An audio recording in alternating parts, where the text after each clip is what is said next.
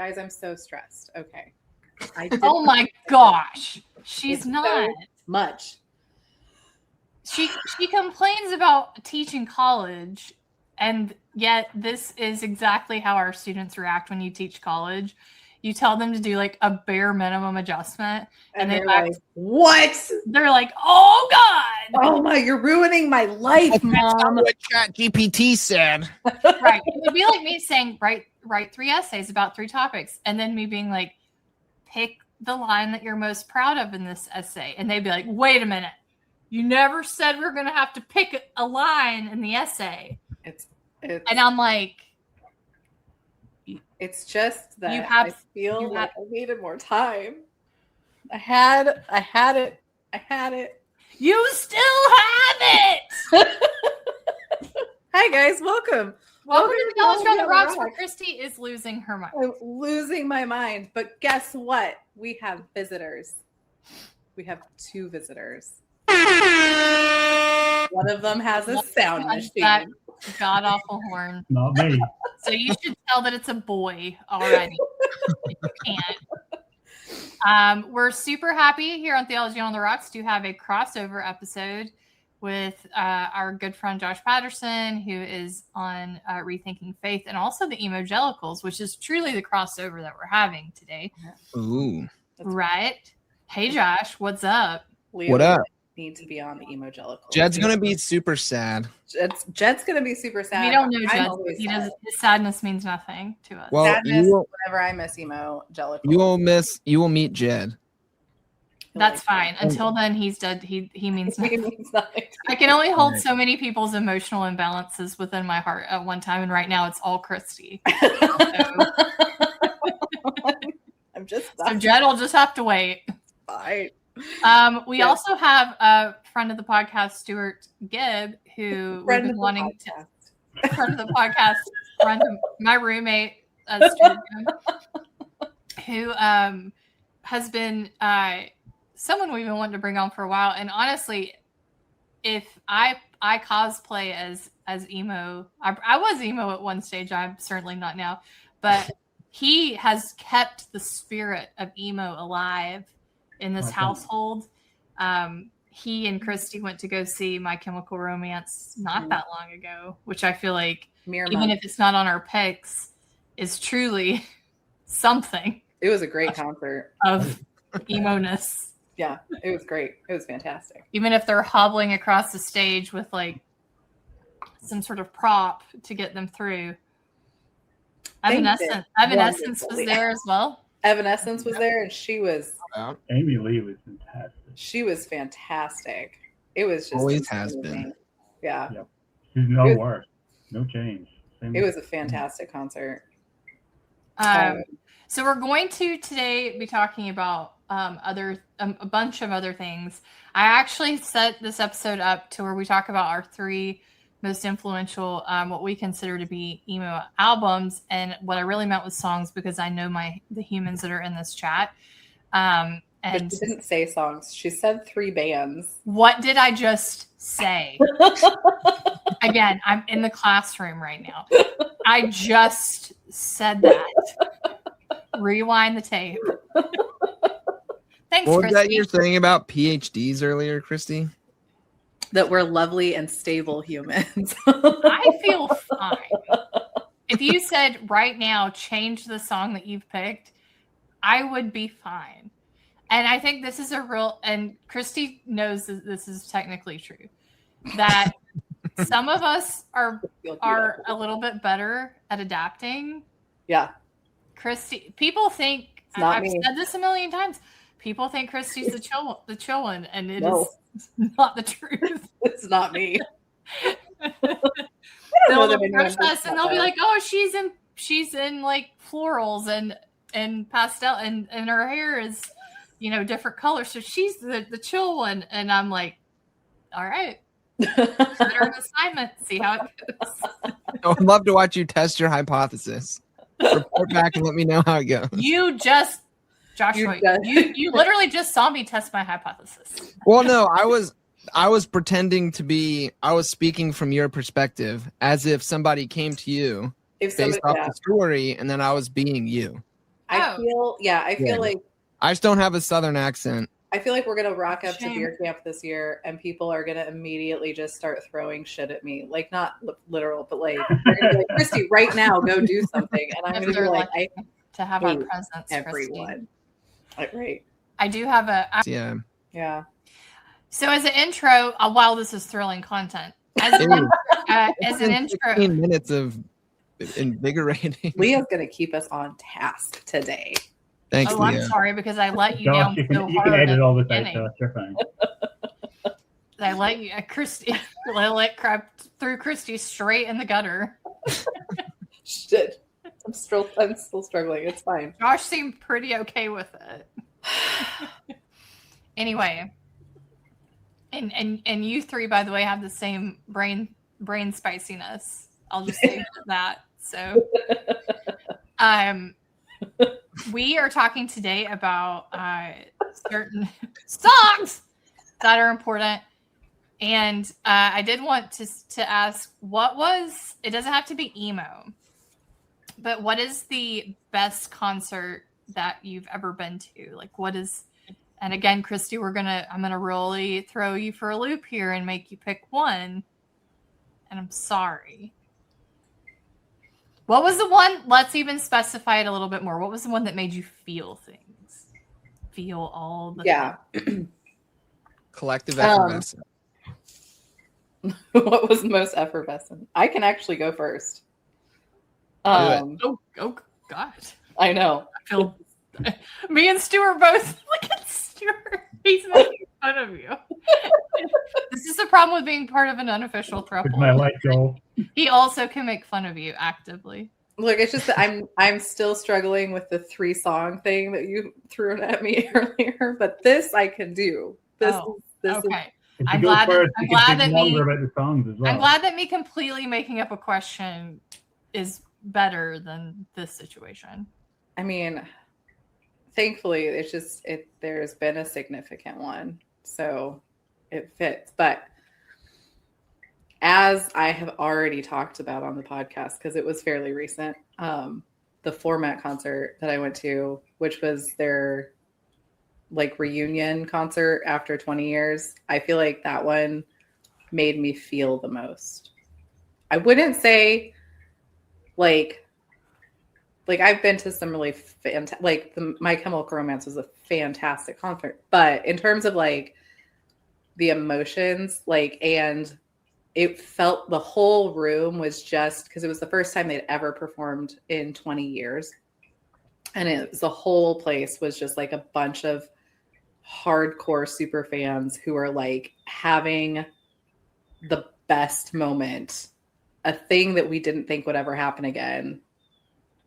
And it's like a smallish venue. So it was just like honestly, like my friend Jamie, who went with us, is an atheist, and she was like, I think this is what you mean when you talk about religion. Like, I think this is what's happening. I was like, yes. And then she just started saying it, our God. Is it awesome? Yeah. I mean, You're like, well, Durkheim, as previously referenced, called it collective effervescence. yeah. So that would be concert wise. That would be mine. Yeah. Nice. Who wants to go next? Okay, I'll go. Not everybody all at once. You can tell that the teachers are like, I'm going to make you do something and then fill the void while you panic inside. Neutral Milk Hotel is my favorite band, though, in the world. They did not make my list of 3 songs because it's songs. Anyway, so we the sort of story with them is they're a band from Athens from the 90s. They came out with 2 albums, On Avery Island and In the Airplane Over the Sea. The second one is often considered one of the best albums of all time by Yale, Rolling Stone, Pitchfork, those guys. If you trust them, if you don't, then don't worry. It's a pretty good album based on Lee Robinson. And essentially, they did these albums, and then Jeff Mangum, the guy that's the lead singer, kind of went nuts and started working in a donut factory like a Dunkin' Donuts wasn't even a factory in like Athens, Georgia. And that was it. And it could have just died there. And Michael Stipe of REM fame, also from Athens, came and saw him and was like, "What are you doing? Like, you have a little like paper hat on and you made one of the best albums of all time." Did he get syphilis like Nietzsche? He did not. Well, I mean, I don't know about his personal life. It's super possible. I think he just had a little bit of the old depressioso. Classic. Which is a classic. Mm-hmm. Maybe a little of that anxiety mixed with the depressioso, which does not make for a good combo. I can't relate at all. Me neither. Me neither. What is that about? This is going to be a deep dive into our own mental health this time around, I think, too. So anyway, he convinced him to go on tour, and essentially he went on tour. Stuart and I, and again, that album came out, I think, in like 90, I want to say like 94, 95. And this was 2000 and maybe 15 that we saw him. And I just lost every bit of my being because he was coming to the UK. He had a date in Manchester and England, and we went, and I was like, we're going. Like, this is because there was zero, and it's kind of what Christy was saying, although the format will tour forever, let's get real. But like, now that they know they're popular, like there was no indication that this guy was ever going to crawl out of the hole again. And so we were like, we're going to go see him. And so we did. And it was in a church, like a hollowed out church that was a music venue. And it was crazy because there was we were probably, I would say, the only like not English people there that I could see. And everyone, and it was differing ages. Everyone was singing, and you talk about a religious experience was, effervescence or whatever. But you had all of these voices that were singing these songs that from this little band from Athens, Georgia. And everyone was so happy because there was moments when he would have to go off stage and he would just be like, I'm so sorry. I'm so sorry. Like, you could tell it was overwhelming. Yeah. And everyone would just scream like, we love you. It's okay. Like, you're fine. Come back whenever you want. Like, it was just the most like positive, when you think of Manchester, you think of like football and like screaming men on the streets and things like that. And this was like, not that. I think it's like part of that. You don't think this thing is ever going to happen. It hasn't again. And then, yeah, but like, and then it's happened, and you're like very aware that you're in a kind of magical moment, and the artist, because this is the format also, they got, like, Nate was getting emotional. Sam is super stoic, so I don't know what was going on in his head, but like Nate was having emotions, and he was counting the dollar bills. And like, it was just, it was just a thing. Like, the whole room is having the same really lovely experience. I have a picture of these two guys in front of us that had their arms around each other and were like, like swaying, and I was hugging strangers, and I don't hug people. Like, it was a whole thing. So yeah. I talked to this couple that was definitely you can tell the accent. It's like very distinct Manchester accents. And it was this couple, and I swear they had to have been like in their 20s, and we are in our 40s. And they were just like, remember the guy and the girl? And the girl was super, super into it. So we thought like the guy had just gotten like dragged along. And he turned and he was just like, is this not the most amazing thing? And we were like, it is. There was no opening act. They played their one album that everybody, they played in the airplane over the sea. And then they were done. And we all were just like crying. And it's like Christy said, crying and hugging. And it's never happened again. So. Yeah, I mean, I think the thing with Jeff Mangum as well is that you don't know on that tour whether he was even going to make the end of the tour. So it's not just potentially the last tour. It's like, will he even get to the venue that I'm going to? Or, will this be the last show? So just because he's so unstable, I guess, Yeah. And, we talked about it at the start of the show. What happens if he just comes on, does a couple of songs, can't take, and walks off? Because that was a reasonable possibility. Yeah. And you would understand, like, you could tell while he was performing that it was not his favorite thing. Like, there's people who claim mental illness. They're like, I'm so weird. And then they tour for like 50 years or something. And they figured it out. And I'm not saying they don't have it. He clearly hasn't figured it out in a way that works for him. So we were uncertain if we even got there that he would be there. Mm-hmm. Well, I think, like, in all seriousness, like, I talked about the collective effervescence thing, but I do think that things like concerts can be compared in a way that is fair to religious practice, spiritual practice, whatever, in the sense that, like, I don't know, so for example, I don't know, I wrote a thing recently about a band called Suicide Silence, and they have this song called Unanswered, which is basically like an angry song about why God doesn't answer prayers, fuck that guy kind of thing. And if you think about it, like, when people get together and experience that song live, and you have a group of people singing all the lyrics together, it's kind of like I called it a liturgy of the wound. Mm-hmm. So, like, it's a communal practice of an embodied experience that's naming a very real thing that everybody there present is aware of. And that's, like, super religious, in my opinion. It doesn't have to, it can be religious without a God or something like that. Yeah. But it's still, I think it functions the same way. How's that for practical theology? Well, it's I've written about that because I wrote about football, about soccer, and like how that there are certain Durkheim and William James both write about this, about this idea that there are things that can tug on our heartstrings. Like, there's a reason why they're singing in church. There's a reason why they're singing in sports. You know, there's a reason why they're singing in these concerts. Of course, they're singers, but you get what I'm saying is that a lot of these rituals are not religion.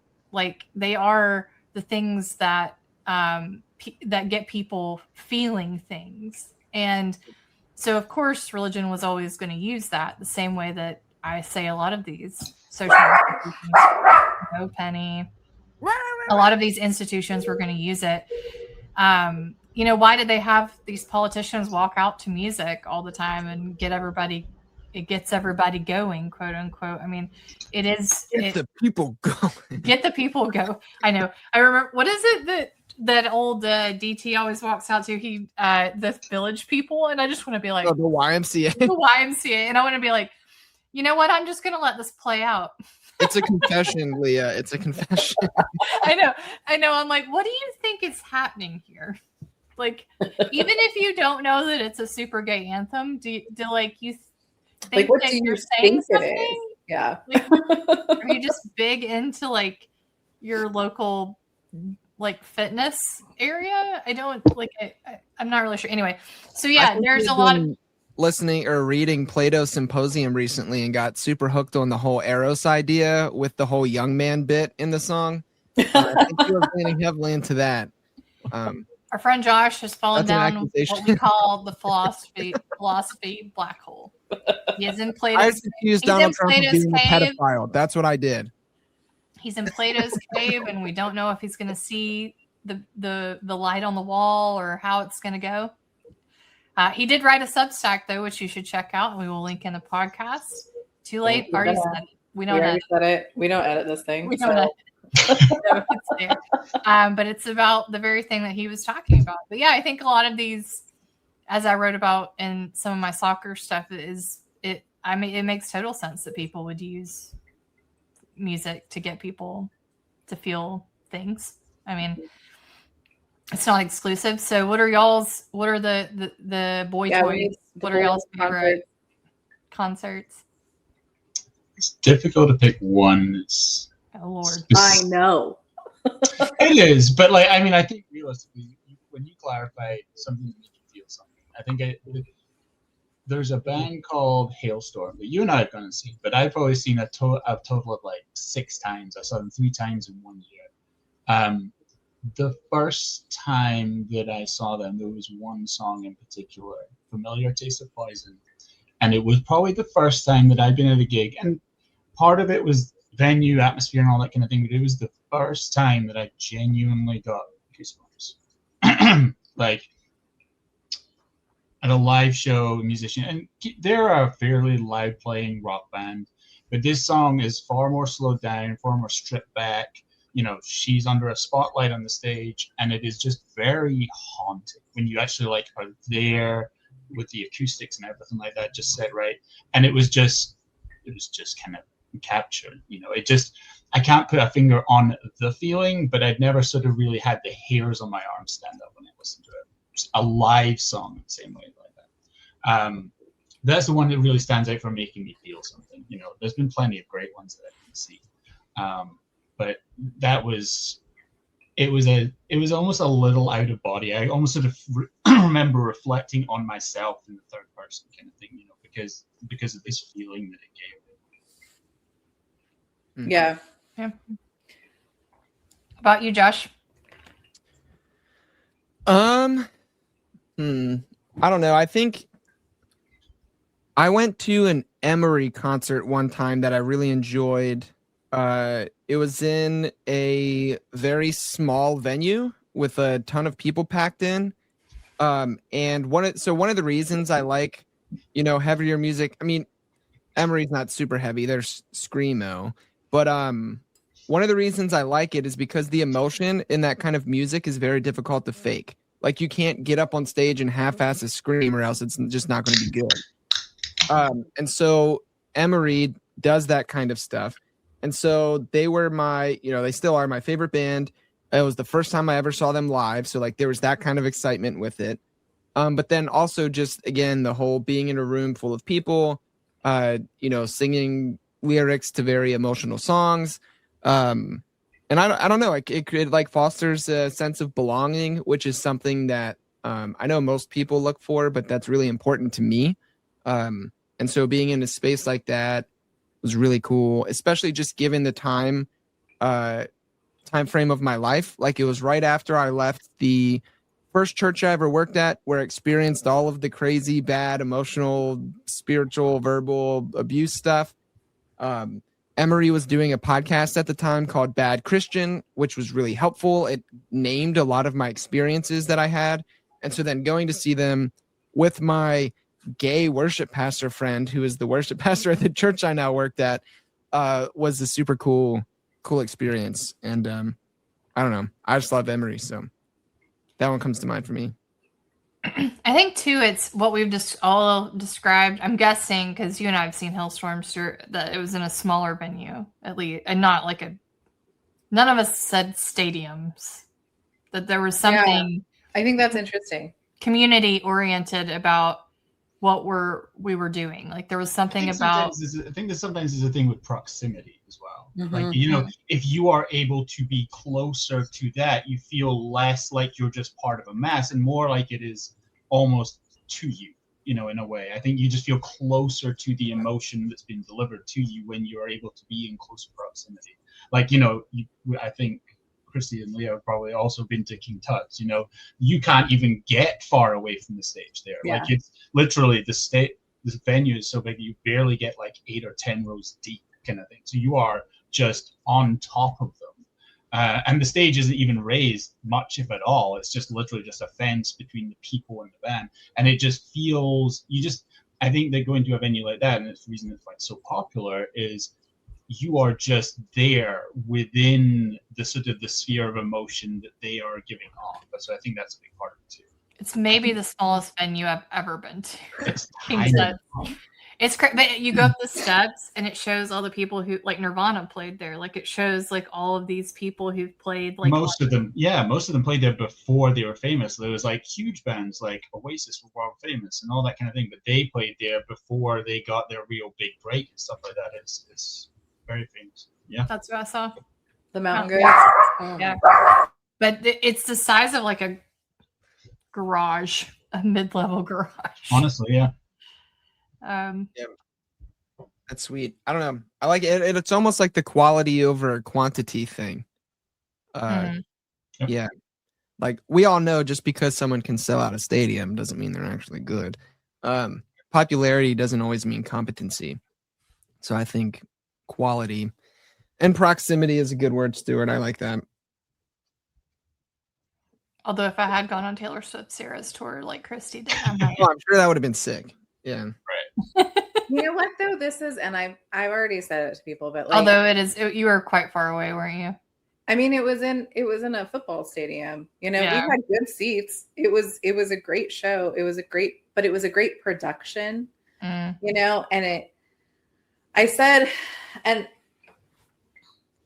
I don't think this is always true of stadium shows, because I have been to stadium shows that didn't feel quite like this, but it just felt like everybody who sees the show in every city is going to see exactly the same thing.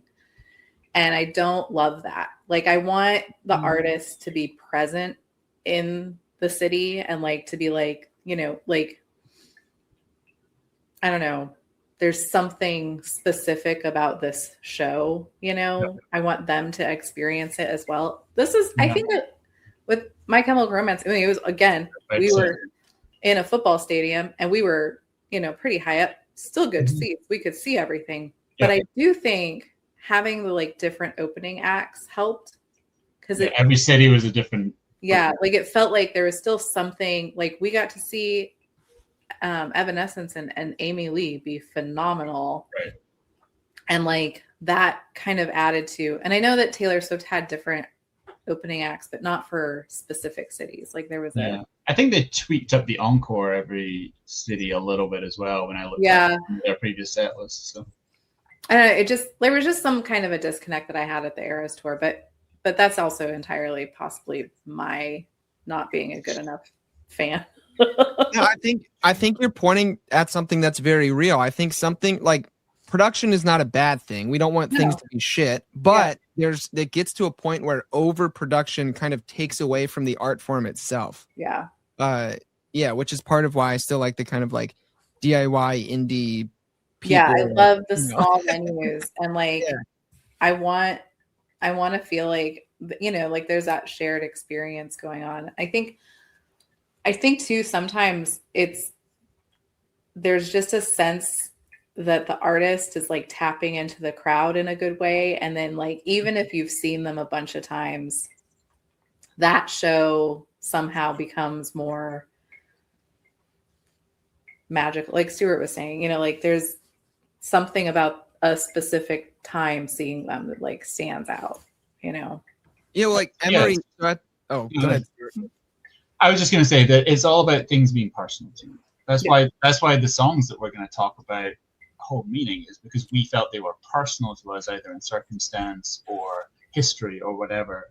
And I think the show is the same thing. You know, if it's a smaller thing where you've got the proximity, you've got something that you like and are invested in, it's going to feel more personal. And as you were saying, you know, if you've got a gig with a playlist or event within that gig that is specific to the event that you went to, that you feel like I've seen this and no one else is going to, and or something like that, it just feels more personal. It feels like it is more tailored to you.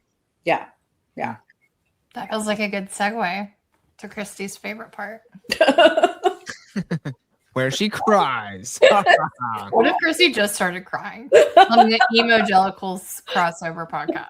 I would be like, can you tell me the bands? I'll pick one. Just the most Emogelicals podcast ever. Sorry, Jed. Yeah, sorry, Jed. Now you're giving her time to think about the songs, now to time to flip up and change a different question. Jed is coming to Theology Beer Camp this year, by the way. Jed is coming. He's going to be there. We can decide if he makes. We'll have to try to get a live, you know, Emogelicals episode, you know, recorded at Beer Camp. If only there was somebody that had power to try to make something like that happen. Good thing we know the most important. Stuart's here. I was going to say, thank God Stuart's here. Stuart, you should come to Theology Beer Camp. I'm thinking about it. He's not going to come to Kate. No offense to y'all. Okay. I don't think Casey is there. It was pretty sweet. The people are very nice. I'm sure. Stuart, have you ever been to the middle? Very good food. Very good beer. How far west have you gone? I don't know. You can probably tell you better. He's been to West Virginia, Kentucky. We had a wedding in Pittsburgh. Yes, Christy, but been to by means of we've driven through. You asked a question. I'm answering. We're like the easternmost. Christy, he's been up Tennessee towards Pennsylvania. That's all I can say for you. New Orleans is probably the furthest west, but that's not exactly. It's not super west. Okay, but that's what I was expecting. Also, there's nothing. What? There are Myron, hear me out. There's plenty. Ryan does hear me out. There's plenty of important things in the middle. You are important people. You are a good people. You gotta recover. You're a kind people. And I will say I did love the people of St. Paul, and that is no joke. Although I did joke on this podcast that I would hate it. But in terms of tourist attractions, what are we going to do? The jazz museum is there. The Negro baseball museum is there. Like, those things are very cool. OG, like, blues and jazz music. Is Travis Kelce going to be at beer camp? No, he's not invited. That's unfortunate. For all right, then I'll invite him. For all the 6 women that were going to attend. Well, so look, my friend Brandon, he does like photography and videography stuff, and somehow got roped into doing a bunch of stuff for Jason Kelce. And so I like he's on texting basis with him. Nice. And so like maybe Brandon could help us out. Yeah.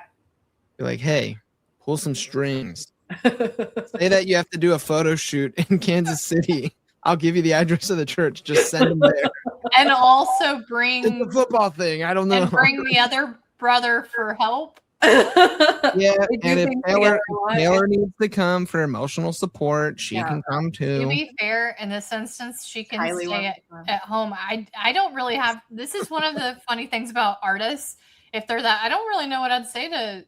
I feel like I could have a conversation with the Kelces. I don't think that's fair. Like with Taylor, I think I'd just be like, well done. You're like, oh, you're rich. You're rich. You win capitalism. Good job. Right, like I don't, and I am actually a Swiftie. I do like Taylor Swift, but I don't know what I would like say. Like, oh, good job. I don't know like how I would, and it's not even nerves. I think I just have no point of reference. Like, that's fair. Doesn't seem like a relatable person. It's true. On that note, shall we move to look at Beethoven? Look how majestic that cat is.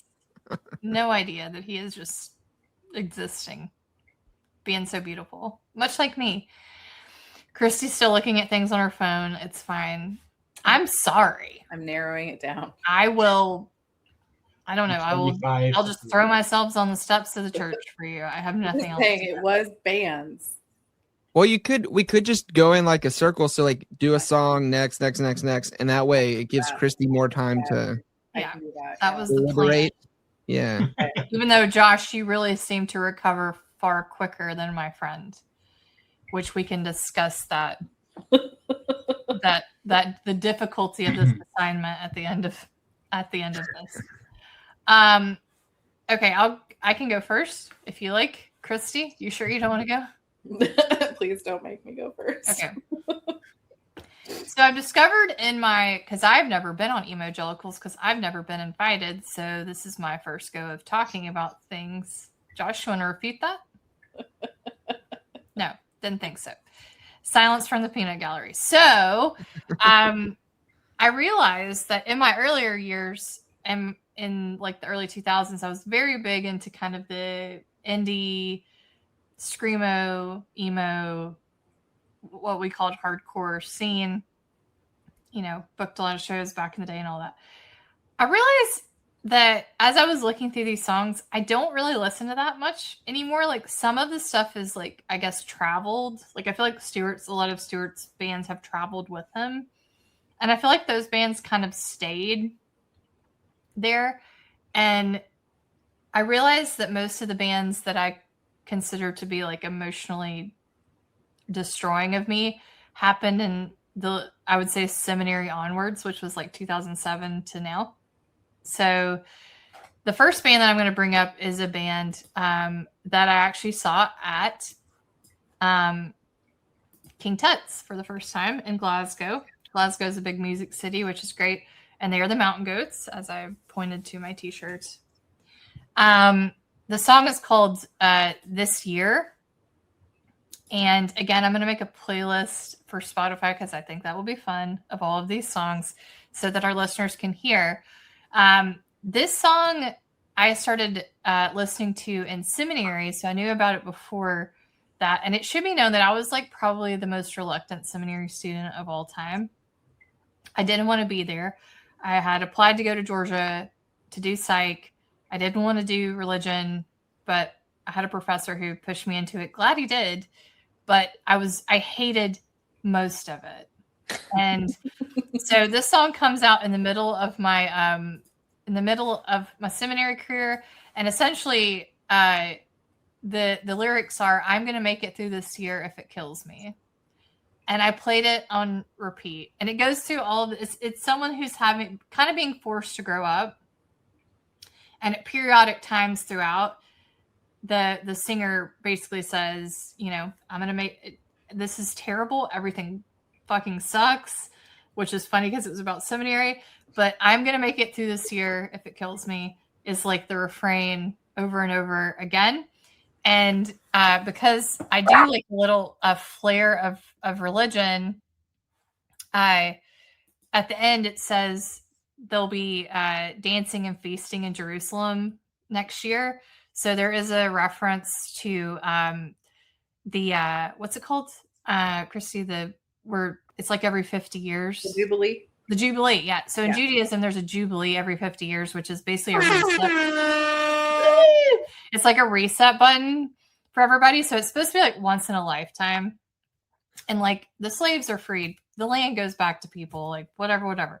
So at the end, he's basically saying like, this year is the worst. It sucks so bad, but next year is my reset. And we don't know. And so every year, 3 years was my reset.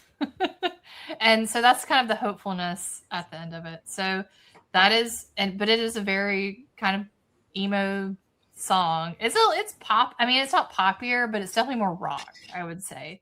But he's definitely singing about stuff that's like, you can tell there's nothing, and there's a video for it, but like nothing is happy in his life. Like he is at the bottom, and the only refrain that he can think of to get him through is to say, "I'm going to make it through this year if it kills me." Mm. And I love that song. It's a great song. It's good. It's really good. Yeah. And then, I tried to do it because I like history. So we're going through history. This is Leah's seminary history. This was her song that she played on repeat. Nice. Don't tell the professors that gave me a scholarship that I said that. All right. So Josh or Stuart can go next. We're going in a circle. Off you go, Josh. Mud wrestle. Oh, never mind. Josh. It's Josh. All right. So my approach was a little bit different. Instead of, I picked songs and bands that I really like, but I went with stuff that like has been spinning more recently, so to speak. So I have 4 in front of me. I have to pick 3. Someone's getting kicked out. I'll start with this one because I really like this song. There's a band called The Wonder Years, not to be confused with the TV show. And they have a really TV show is so good.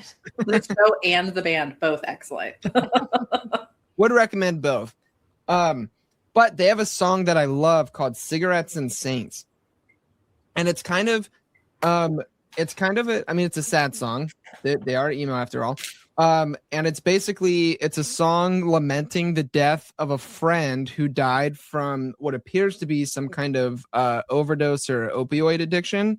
And the song is also railing against kind of the larger, like big pharma machine type thing. However, being the person that I am, it can also be read as kind of a like pushback and argument against organized religion, which is kind of like a fun way I've been playing with it. I would like to write a piece about this. I just haven't been able to yet.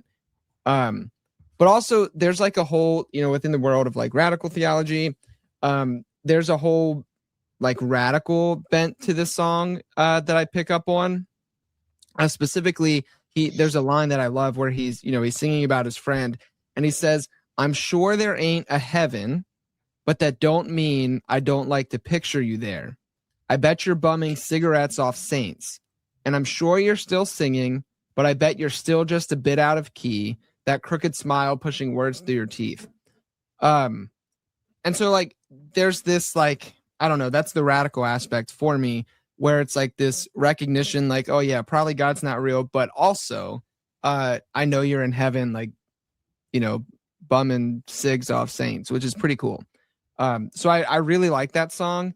And then towards the end, the emotion and the performance of the song is just fantastic. Where he gets into, again, critiquing either the pharmaceutical industry, or I like to read it through the lens of religion. But he says, "This goddamn machine, hungry and heartless, my whole generation got lost in the margin. We put our faith in you and you turned a profit. Now we're drowning here under the waves." And it goes on. The end of the song is just the singer lamenting and also kind of declaring like, you can't have my friends, you can't have my brothers, you can't have my friends, you can't have my brothers, you can't have me. And so it's a really powerful song. I like it. There's an acoustic version of it as well. They were touring with a fucking live orchestra doing all of their acoustic stuff. I wanted to go see him and I missed it, and I am forever sad about that. But that's my first one, Cigarettes and Saints by the Wonder Years. Are you close to DC? Close enough to DC that you could go? Because there's a lot of good concerts. DC's very close. Yeah. I just always think, because I'll see something, it'll be like DC, and I'll be like, because that's like always like the Southern choice. I'm gonna put that in real quotes. Is DC. Well, if y'all ever want to go see something in DC, you can just come stay in Baltimore with me, and we'll all go to. Dun. I like that the machine is the pharmaceuticals, but not the cigarette companies. Yeah, that's another aspect. That's great. I'm keeping up a list for our playlist. Yeah, Cigarettes and Saints on paper. The music video is also great because it wrestles with the realities of suicidal ideation. So would recommend. So my first one's going to skew the algorithm a little, and take it a little bit further back in history. I approached this a couple of different ways across the course of today. I started off with just my 3 favorite songs, and then I was like, okay, no, they're not. They can be my favorite songs, but not be the most influential. So, like, what songs have done something or marked a turning point for me? So I am going to start with the earliest song that I have a distinct memory of listening to. And it's not necessarily meaningful, but it is Queen's "Don't Stop Me Now."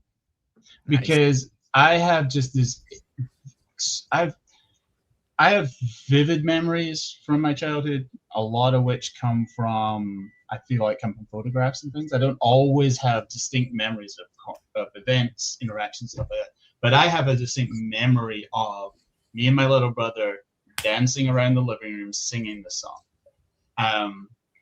And I think that if I was trying to be reflective, this is where a lot of my love of music came from, was this first real thing that sort of I felt the rhythm, I felt the vibe of it. And I think it's always interesting, Leah and I talk about this a lot, is that I listen to music very differently to her. Like, a lot of the songs that I like and really feel something with, it has absolutely nothing to do with the lyrics. Like, everything that I love about music comes from the melody, bass, rhythm, everything like that put together as a thing, and the vibe and feeling that gives me. There are some of my favorite songs that I could not recite the lyrics to because I don't listen to them that way. It's how that whole combined vibe makes me feel. He's in. You getting that in stereo from? I muted myself, and you didn't mute yourself because you can't. Made it a little bit more challenging. The Amazon man's here. Probably, yeah. It's 7 o'clock, so yeah, probably about that time.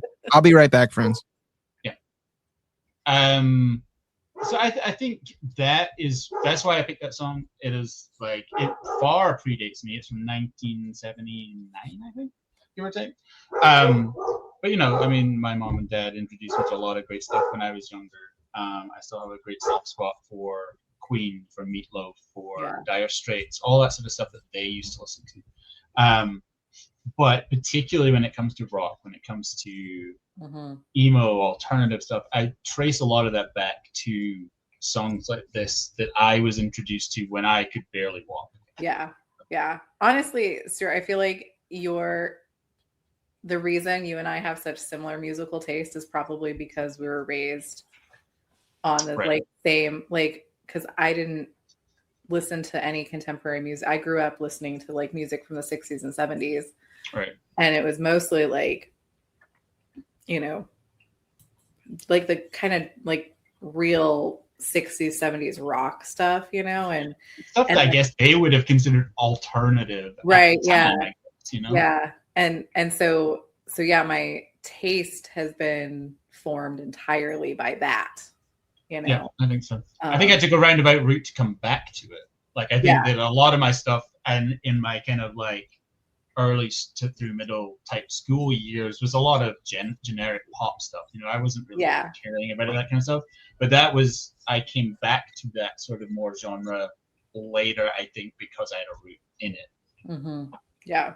Yeah. And Stuart's dad was really big into Timothy Chalamet will appreciate this. Big into classical music. He's classical music. He still goes to the opera. He still goes to the ballet. He had I remember when I was 10, he had at that point a collection of 500 to 600 CDs of just classical music.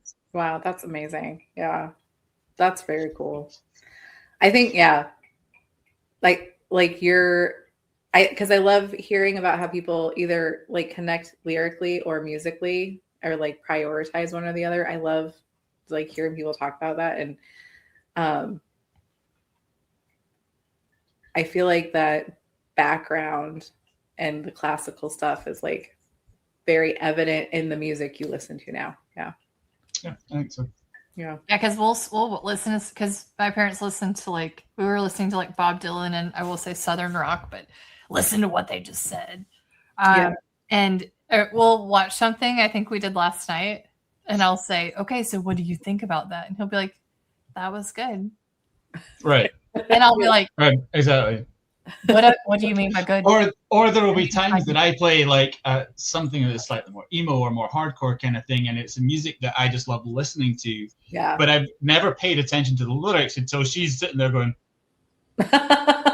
just wide-eyed. Was that about suicide? Or, you know? And he's like, yes, actually it was. But you know what? I didn't care about the lyrics. I was listening to how the music made me feel. So yeah, it sounds good. I like it. I'm like, right. All right, Christy, you ready? I'm ready. I did it. Okay, so I want to say I'm proud of you.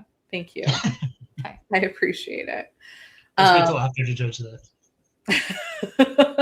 I'm proud of her. So, because my background is similar, and I was raised on music that deeply predated me, and I thought about choosing that, but like I can't pick out a song. Like it was like artists and bands that were important, but like so I decided to move it forward to when I realized that all of my favorite artists were dead and that I was listening to music that was, significantly too old. And I just dove right into like the 90s grunge stuff. So I decided what I was going to do is to pick a representative song. And Christy. It is. I saw a man walking. If you review the video, you can see it walk. And I was like, oh God. It's about to happen. I have new neighbors and she is unhappy. So I dove like deeply right into the grunge scene and like all of that. And so my pick is Liz Phair fucking run. Could you Because repeat the title? it's fucking run. Okay. Yeah. I just wanted to make sure I heard it. Yep. Yeah, say it one more time. For all For of the Anazao Podcast Network listeners. They said we could do what we wanted. They said we didn't have to change anything. We haven't. Accepted just as you are. Because I got really, really into all of the female singer-songwriters in the 90s. And like, just like I went to the Lilith Fair, like I was in that scene, and I just feel like, and I was mad because I felt like I had like a chunk of music missing in my life, but also because they were all dying too. Like Kurt Cobain died like right when I started getting into it, you know, like, and so I was like trying to like hold on to music and like worried that everyone was going to die before I could see anybody perform. It was really There's a little kid's book that says "Why Are All My Friends Dead?" and it's a dinosaur. Yeah, and I feel like me. That's you. That was me. I was like, why? Because like I wanted to go see the Beatles in concert, and my mom said it was too expensive. Not like John Lennon has been dead for several years.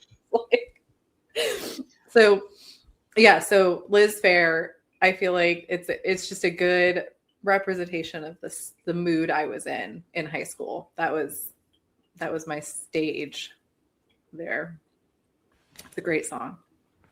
Also, it should be noted, Christy kind of made a throwaway comment there, but she didn't know that some of these bands were just not. No, I had no idea that they were not alive. I thought it was all. I think is a real thing. Like that's. Like I thought I was listening to current music. I didn't know. She thought the Beatles were just 1 week away from touring again. Yeah. I was like, oh, can we go? It's like 1995. And she's like, when are we going? When are we going? And I was listening to almost everything on vinyl too. And this is before vinyl was popular again. And so like it was my mom's old record player that was barely functional. And I would just sit on the floor and like listen to the records but all the records we had were from the 60s and 70s because there were not like a lot of vinyl records. So it was a time to be alive. I was a real confused child. But yeah, there's my song, my first one. I did it. And your head didn't explode. You didn't burst into flames. And it was a great pick. Yeah, thank you. I love it. I know you do. I'll pay the consequences later. So my next pick is Ben Folds, not to be confused with Ben Folds 5, but Ben Folds, Ben Folds. Best Imitation of Myself. This is a song that to me is very much representative of basically me as an academic. What I realized with my emo songs, I was in the shower when I was thinking about this, and I realized that I don't have a lot of like songs about like death, birth, or boys. Like a lot of it is like, no offense, Stuart, but like I don't feel a lot of like emo-ness about relationships or like disrespect. I know. Saz. But it's a lot about my own internal struggles, I think, and my own internal battles is a lot of my songs. And a lot of them has to do with kind of the decisions I make. So because I have that depressioso and anxiety, it means that I oftentimes like will overthink decisions that are already made. I've already made them, they're done. And then I'll get sad about that. So Christy's seen this. She's seen my looping thoughts of crazy, but it's mostly like, I will say, I feel like my biggest enemy is kind of my own self, my brain in that sense. And sorry to Stuart for having to live with that. But Ben Folds has a song, and it's basically just about him being kind of this clown basically, he says, I feel like a quote out of context withholding the rest so I can be for you what you want to see. And he's talking about he's got all the things down. I got the gestures and the sounds. I got the timing down. Do you think I should take a class to lose my Southern accent? And that hit me too.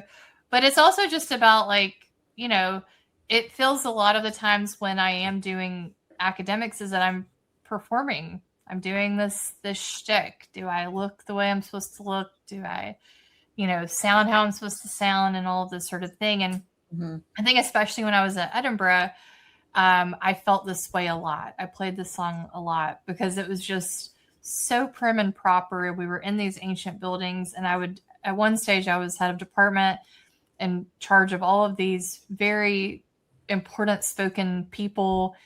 And people like Trip Fuller, of course. And I would have to talk in front of them, and I just felt like this hick, you know, that had nothing to say. And also I did practical theology, so people looked down on that. And it just became this thing of like, you know, I feel it sometimes when I go to conferences. Like this is why I'm literally president of AAR Southeast, and I have to do this big speech there. And all I want is for all my friends to be there. And why? Not to like see me and throw flowers and at my feet and give me a sash, but because I don't want to be there by myself, you know? I've been doing this for 17 years. Like, so I think that song is something. I'm only 17 years old. I feel like we should take that drink away from you. Josh, also you saying that you could pass for that, which is deeply upsetting on a lot of levels. I've never seen a 17-year-old with facial hair that good. Really? Yeah, you should have seen mine. I have. At 17, yeah. In pictures. But yeah, so I think it's basically that idea of imposter syndrome. It's a song about imposter syndrome. And I love it in the live version. We are going to see, this is my Ben Folds jacket that's a size small, so that should tell you everything you need to know. Jacket. I will say that he's one of those artists who you don't have to like him. It doesn't matter. He's very talented songwriter and pianist. But he plays the piano. He plays the piano. But he'll oftentimes just stop and be like, what do y'all want to hear? Like I've seen Ryan Adams and him like as a comparative. There could not be a different, like he wants to. I think Ben Folds would be so fun to see live. We're going he's coming to Greenville in May, and we're going to see him. I've seen him live like probably 6 or 7 times. Yeah, like it would be so cool. He's just such a generous artist, and he'll stop and if you listen to his live CD, he'll be like, okay, what do y'all want to hear? Like, let's do it. He wants to have fun. And it's not just like fan service. He's having fun, which is a real thing. And in the live CD, you can hear when he says, should I take a class to lose my Southern accent? They all scream no from the crowd. And it's really sweet. Cute. I like that. It's really cute. So that's my pick. I love it. I just want to add in that I am wearing my Radiohead shirt that is also a size small because it was from 2011. So like, it's what we need to know is we haven't changed shoulder wise. Shoulder wise, we're still right up here. It's fine. It won't quite zip the way that it used to zip. I am holding on to this shirt for dear life because I saw Radiohead and I was so excited.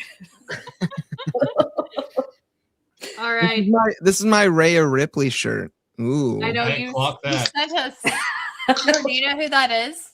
Answer carefully. You said, yep. Yeah, you're supposed to have no idea. Rhea Ripley. I mean, she is a good personality, but that's about she is. Yeah. Australian. I prefer her now to her mommy era. Yeah. Well, that's why this shirt was great because it just says "This is my brutality." So that's always like a theme. Yeah. The lyrics from her song, which speaking of emo, "Motionless in White" does her song, which is better than all of her other shirts before. To your point, Stuart, we're like, "Peg me, mommy, please." For the I'm like, well, I can't wear that. I mean, you can, but probably shouldn't. Yeah, it's not for me, dog. It's a no for me, dog. It's a no for me. That's a no for me. to your thing though, Lee, I know I can be serious sometimes. But the performative piece stands out to me as well because I find it really obnoxious. The kind of debates that yourself, Christy, myself, and Taylor tend to have about like influencer culture. Part of why I can't stand it is the performative aspect of it. And you mentioned Trip, and I had a really weird experience recently when we went on the site visit because I was like, I'm the program manager and camp director, and Trip has heard me talk major shit about, like, I'm not going to go into detail, but he has heard me say things that would seem to disqualify me from said things. And then also when I looked around at the people who are present, like the team that Trip put together are all people who don't buy into that kind of like performative BS nonsense. They're just people who feel like they can show up and be themselves. Yeah. And so that made me feel really excited. Because like, I don't know. I feel like you don't have to perform. Like you should just be yourself. Don't ditch the Southern accent. Fuck the haters. Because when we perform, then you get people to like you, but they don't even like you for you. They like you for a fake version of yourself. Yeah. So it's not even worth it.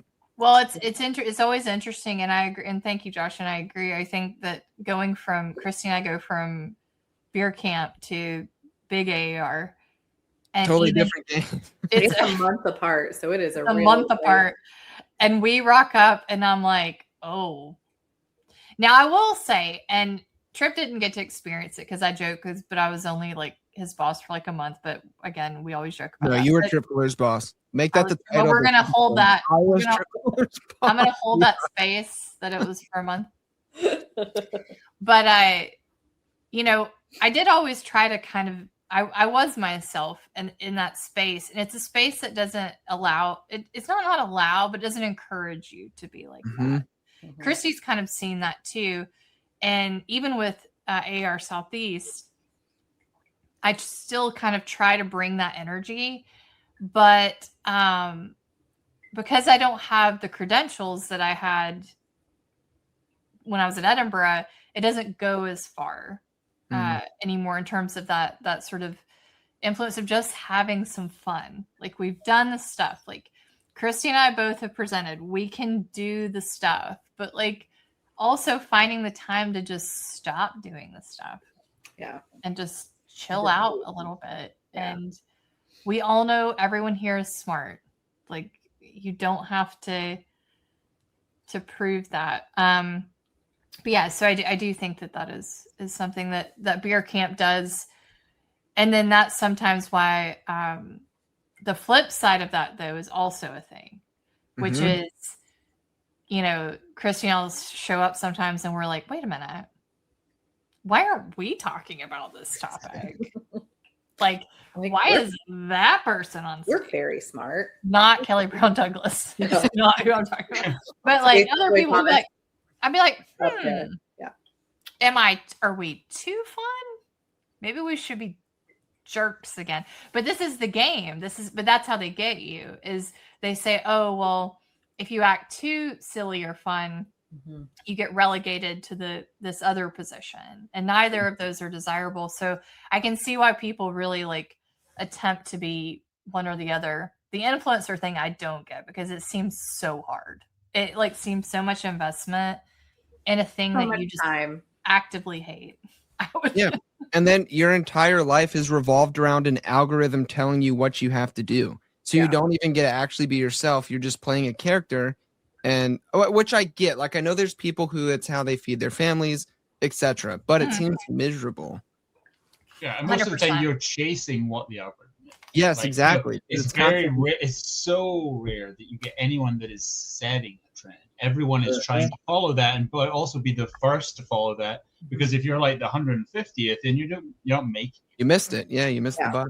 Yeah, and Josh you were on that panel, that liberation panel with us. I mean, we can all switch in and out of it, and I think but I don't think that's necessarily like when Christy and I switch in and out of doing academics to being fun friends, it isn't necessarily outside the realm of enemies during academics. outside the realm of where our brains are anyway. You know, like Sure, it is a performance, but it's not like it's not like me doing ballet.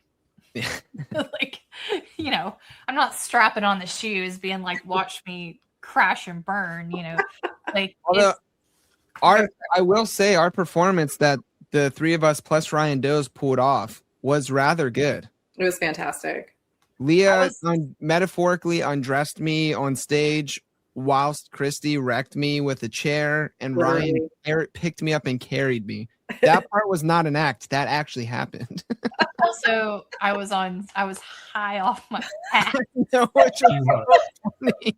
The fact that no one knows that until right the now. fact that I could even say words is a miracle. Also, the whole time I think it was Sarah Heath was saying like, make sure to leave the microphone.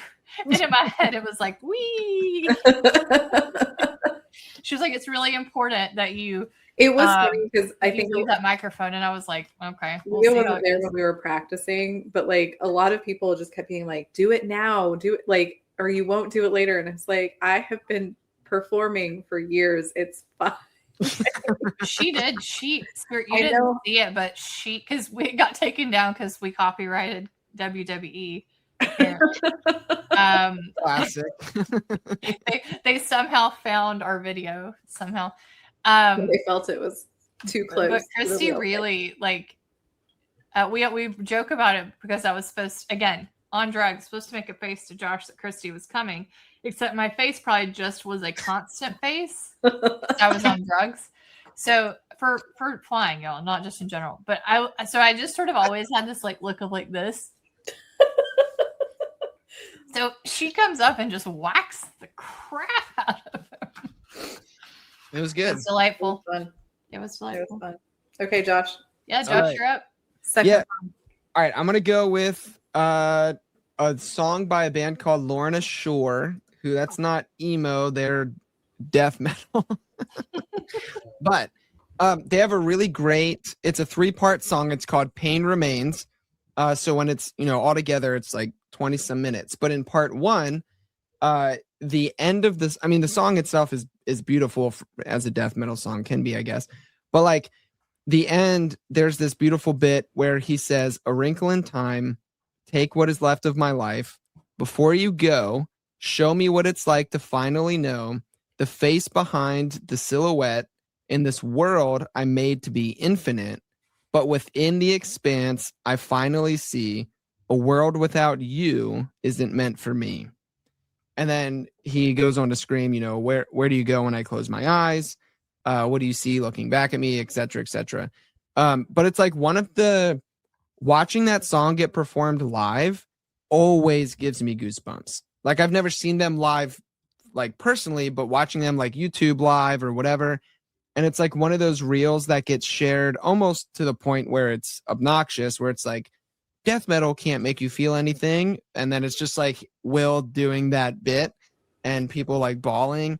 So it's a really, I don't know, it's a beautiful and powerful song. I like Lorna Shore a lot.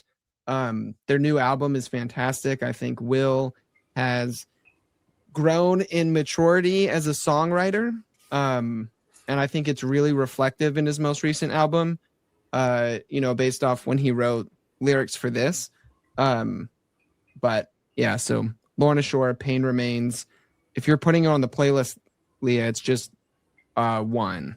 Pain Remains 1, which is like Pain Remains 1, Dancing Like Flames. The only weird thing is people, if you're listening to it, it's going to just end abruptly because it's 3 parts, but they have it split up. So it'll just stop and it'll seem weird. I've got the one because you said 20 minutes and I immediately put the number 1. Yeah. I mean, it's worth a 20-minute listen, especially the live playthrough on YouTube. But it's fantastic. I love that. Stuart, do you know Lorna Shore? I know of more than I've listened to. I only know Lorna Shore from Josh. I also only know them from Josh. Yeah. You're an evangelist, Josh. Look at you. Yeah, the church kicked me out. So I was like, you know what? I'll evangelize death metal. It worked. Porn. If genre goes, it probably needs it the most. Oh my god. Okay, so my second one is probably the most recent one of my three. Despite the disrespect from my wife earlier, I will dip into my back catalog of things that remind me of her. Oh. This is very sweet. We're gonna get sweet. Well, I mean, realistically, I don't know what he's gonna say. There are a lot of people that have had an influence in my life, but like, the woman that I've been with for the last 12 years has probably been the biggest influence in terms of changing things in my life, making me a better person, and making me make changes. I mean, I wouldn't be in America if it wasn't for her, and honestly, I do believe that's one of the best adventures that I've ever been on. It feels, despite the fact that I had 30 plus years in the UK and I've only had like a third of that here, it's still, I honestly now feels almost equally home. I wouldn't be here otherwise. And so the thing that most reminds me of Leah is a song called I Don't Mind by Defeater, which was our first dance at our wedding. Mm-hmm. And it is, it edges into emo, and the band itself does as well. It is they very much have Death Cab vibes. But there are lyrics in this that is just always, before we got married, like this was out in 2011, we got married in 2017. But when we met, there was just like this song, there's a lot of this that just reminded me of her and how I felt and things that I wanted. I remember specifically like welling up with the actual second sort of pre-chorus is when we were dancing. The first two lines are, "Did I forget to tell you how pretty you looked in that dress?" And then it goes on, "And the first time that I saw you, you cleaned the mess from my head." And particularly as we were dancing, like that second part of that, there's not many times that I've been moved to emotion just instantly, but her walking down the aisle, that did it, and that whole 4 lines was that moment. So that is just, Leah has been a massive influence on my life. I think that everyone should feel very blessed to know her. And I'm not trying to kiss ass, but she has had a massive influence on me getting to a place where I'm successful. And, she has had to make sacrifices so that I've been able to do that. And I think that is one of the best and biggest changes that I've ever made, was choosing myself. That was very sweet. Leah looks like she's about to start sobbing. So I don't cry. What do you mean? That part's true. He knows if I cry, it's bad. I will say, speaking of emo, there's something to be said about being not a crier all the time, because when I do, he's like, "Oh God." Yeah. That is helpful. Yeah. So, Whereas I do it all the time if it's like Toy Story or something. Stuart, we're in the same boat, dude. he is a crier. We were watching. I emote. He does emote, which is good, because I only emote when it hits like boiling point, and then it's mostly screaming. So I'm pretty sure it only happened like 3 times last night. So you did. What did you guys watch last night? It's a show called School Spirits that we're watching. Oh yeah, that was it. The Lego movie. The Lego movie. I mean, probably. I'm only saying that because I could relate.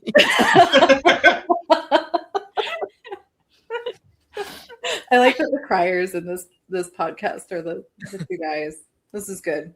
You guys are doing a good job of like defeating toxic masculinity and like helping. You did. I will say you did get me there, because that was very. I had actually forgotten that was our first dance, but it was very sweet. Well, it was a toss up between that and the cliche of Christina Perri, because that was what she wanted. That felt a little too on the nose. Yeah. We had to hold our integrity at not the Twilight song. Right. Oh my God, so many people I walked down the aisle. I walked down the aisle to that. Just no, but like I was in 6 weddings one summer, and I think 3 of them had that song, and I was just like, I mean, it's a beautiful song. What I will say, it's also good. I told Maya, it's good pace. Yeah. The pacing is it works very well. You know, like it's got this like dun. But it's kind of like for some of us, the Vitamin C graduation song was like the song. I had to tell Stuart about that because I was like, it came on like a playlist and it was weird. Yeah, something like that. Yeah. And he was like, what is this? I was like, oh, this is the graduation song. I was in, because I did ballet, and my senior year we had a senior like goodbye song, and it was to that. We danced. We had all the seniors at the studio danced to the graduation song. Yeah. They wanted to make it our graduation. We're aging ourselves here. They wanted to make it our graduation, but I was class secretary, and I voted for Third Eye Blind. Can we graduate? I think it ended up being Jars of Clay. But Josh, have you even heard Jars of Clay? Yeah. Okay. Josh, have you heard the Vitamin C graduation song? Do you know what we're talking about? Okay, I'm adding it to the list. I feel like if I heard it, I would go on our playlist. You might could recognize it. It's going on the playlist. Going on the playlist. I don't know what it's called, but okay, it's going on. This is going to be a pretty epic playlist, actually. Yeah, it's going to rip. It's pretty varied. I'm still trying to figure out what the last song I'm going to say is.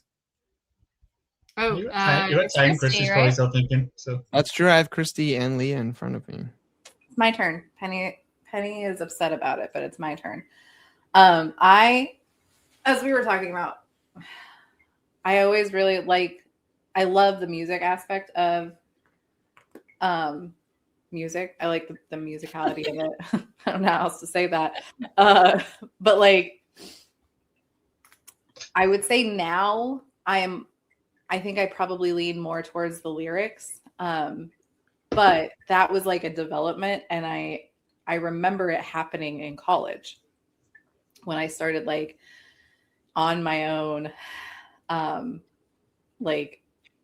outside of the parental like influence of the 60s and 70s or my friends listening to pop music and stuff. But I was like, okay, like, what do I want to listen to?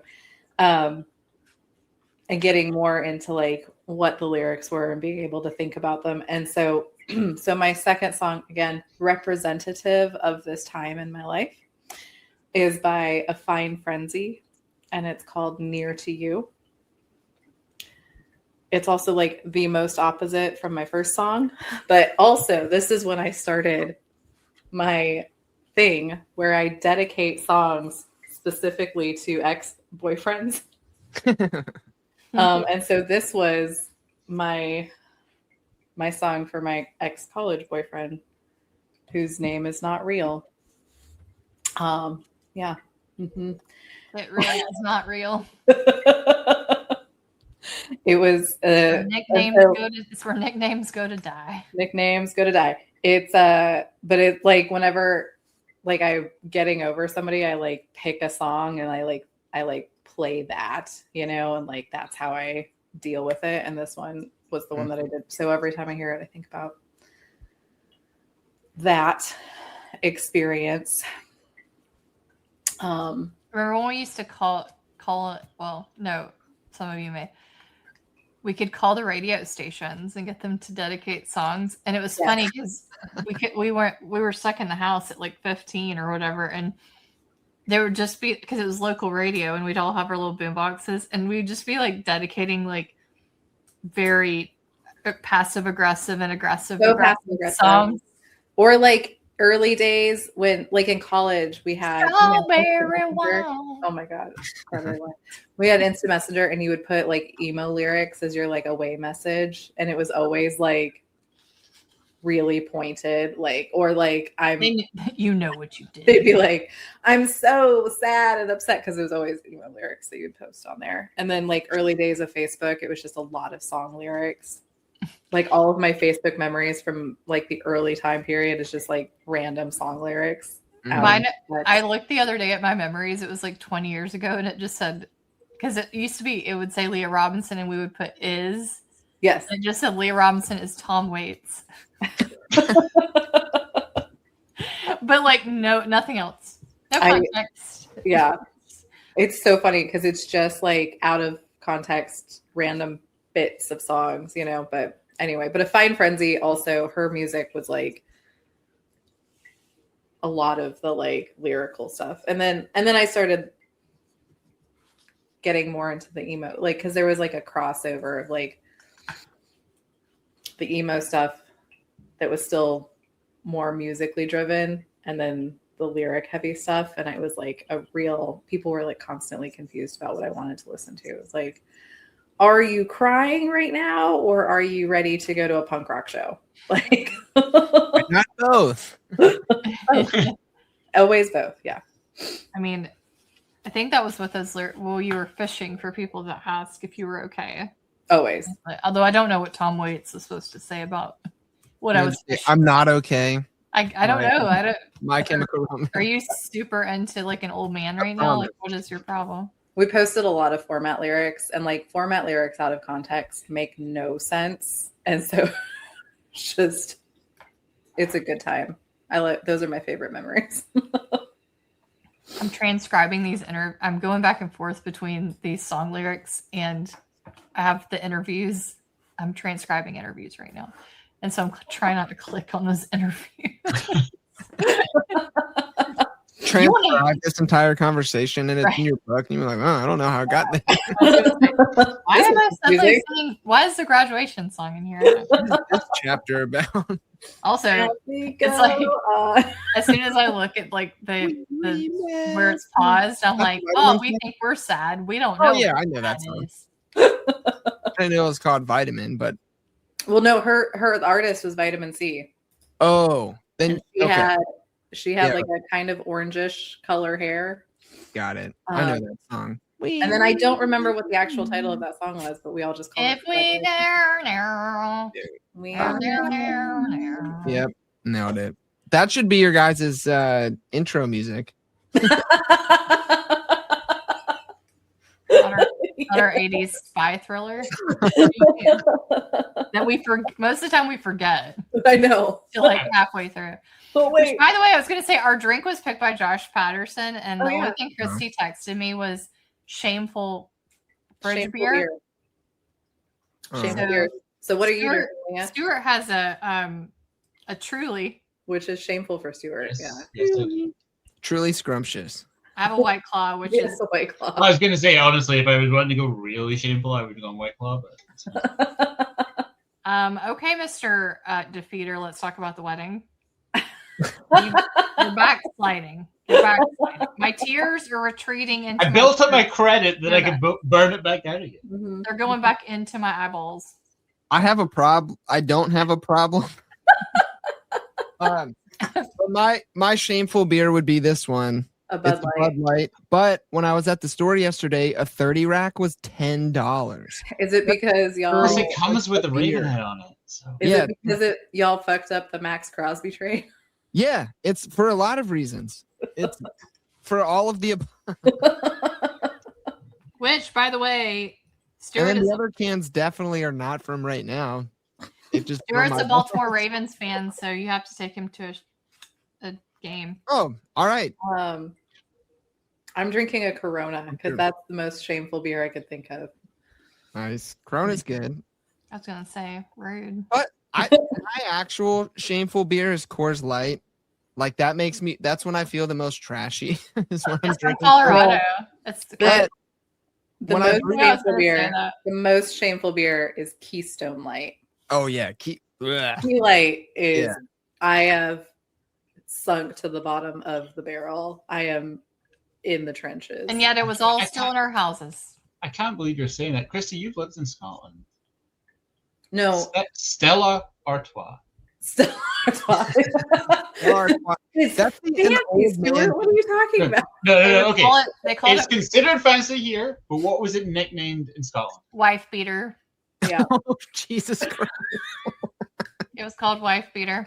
Because typical Scottish lagers are under 5%. Stella was 5%. So if you're drinking that, guess what you were going home to do? Yeah. Lord. Yeah. It's not. Uh-huh. But that's as trashy as it gets. It was a Scottish Pretty bad. trashy. Pretty Stella bad. When we were in college, it was always Key Light, and it tastes like actual piss. Yeah. I would have got PBR, which I feels mean, I've not disappointing. drank that. I very tried, often, so- Leah. They didn't have it. I went to the liquor store to get PBR, and they didn't No. have it. Those words have never been uttered on planet Earth. That Have they you didn't all have had PBR. Natty Boh before? Had what? Natty Boh?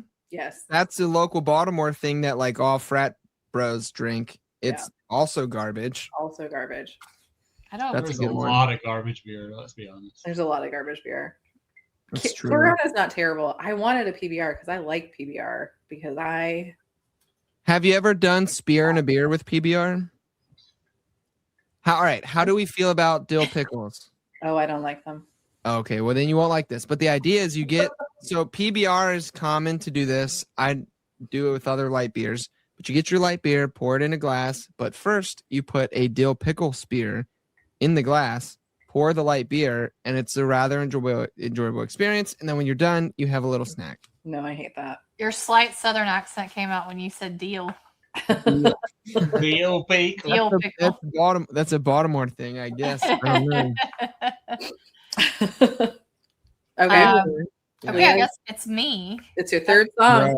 That sounds really gross. Bring it home. One. Sorry. Okay, so my third song Is Friday by Carly Rae Jepsen. it's Taylor Swift. We are never getting back together like ever. Is The National. I was like, wait, is it actually Taylor Swift? Yep. The National is good. Okay. Judge me. Judge me. She's got dick some one. real heartbreakers in there. The National has, Christy will know, has one of my favorite Perfect albums. No, it's a Perfect album. Trouble Will Find Me. I had an ex-boyfriend who actually told me that this album was about me, and I thought that was both complimentary and also disturbing at the same time. I was like, was that meant to be a I'm sorry. compliment? Having True listened story. to the album, it's both. Well, he also used my Apple to download this album, my Apple account, and so I bought it. Yeah. And I didn't know what it was, and then I listened to it. So anyway, I really started appreciating it more when I moved. I was not in this relationship, and I moved to the States. I started listening to it a lot more. And there's a song on it called Slipped. There's a lot of good ones in there, but this one's called Slipped. So the band is, of course, National, and the album Trouble Will Find You, or Will Find Me, rather. And I have to say, again, a lot of these songs relate to like traumatic events. So going to seminary, being in Scotland, trying to be an academic. And this one is very specifically about moving back home. So people told me I was an idiot for leaving Edinburgh and coming back home. Like I'd got the job, I'd done the thing. I'd worked, I'd done all the stuff, and I'd finally hit the peak. You know, when they gave me the keys to my office, the head of department actually says, "You've got the keys to the kingdom. Here are the keys to the kingdom." And I was like, okay. So it felt like all of that. Now, so making that decision, and then I had to, one of the biggest things is I had to come back home, and I had to come back to the US, and I was by myself because Stuart was still in the UK. So I had to come home and into a city I didn't know, Charlotte, and just live by myself. And that was probably one of my lowest points, because all I could think was this sort of repetitive thought of, also my dad and my mom got cancer at the same time. So moving back home, it wasn't like it was a cumulative decision. I would really miss the sunshine. Like there was a lot of stuff, but still there's that competitive academic side in the back of your brain that's like, why did you do this? It doesn't make sense. And I don't know that will ever go away. So this song became kind of my anthem, and it just basically says, I'm in the city you hated. My eyes are failing, counting the clicks with the living dead. Is it weird to be back in the South? And can they even tell if the city girl was ever there or anywhere? And the next thing is I'm having trouble inside of my skin. I'll try to keep my skeletons in. I'll be a friend and a fuck up and everything. And it is one of those things where that's what I felt, is like I was back. I remember I went to Christmas and everyone was still doing the same stuff that they've been doing. And I've been gone 11 years. And I started talking and my accent reverted right back. And I started doing all the things I had done. And then in my head, I was just like, did you guys even know that I left? Like I was doing all this stuff and now you're just like, oh, she's back here again, because she was always going to be back here again. And it was like, what about this whole life that I led over there where I was doing all these important things? And now I work at this small college in, rural North Carolina, and, where the students call me, Leah and stuff like that. And, it was a real, like, it was an interesting, does it feel weird to be back in the South, and do they even know? And that's all I felt. I just was like, it's an interesting comparison between visiting and returning. Like I noticed it the last time we were back in Scotland, kind of thing. Like when we lived there, you had friends that would make more of an effort than others. You had friends that would always show up or whatever kind of thing. But when you go back and visit, everybody shows up, because it comes back again to this, I don't know when I'm going to see them again thing. And like we went back for Rika's wedding, and we were there, and every night that we were there, we had a huge group of friends who really made the effort to turn up for us. But when you return somewhere, everyone's like, oh, well, I can make that effort, but I'm probably going to see them next week or whatever kind of thing. And it's a totally different vibe that I think that if you've been visiting in the interim period kind of thing, you sort of expect more than what you get when you just come back. Yep. I mean, it was the biggest emo moment for me, because it was like coming back and people being like, oh, well, of course you're going to come back. And I wanted to shake them and say, no, it wasn't, of course. I might not have come back. And meanwhile, I have all these people in Scotland, poor Christy, having to deal with that, who are going absolutely mental that I've left. Absolutely mental? They did. They called her crying one night when we were all out. Often. I didn't know, Leah. And meanwhile, everybody here, I'm just sitting there. Everybody, Tell me like, that story, Christy. Be quiet, Leah, too. Yeah, Leah too. But it was just like I regretted sort of everything, and I think that's my biggest anxiety thing is regret. And so I just like really I just was looking around being like, what the fuck did I do? Like, it felt right. It felt like it was what I was supposed to do, but like everyone is just acting like it's no big deal that I'm here. I had no friends in Charlotte. I couldn't date because I was married. Mm-hmm. I thought you were going to say gay. Huh? I mean, I could have done anything, she says as he leaves the room.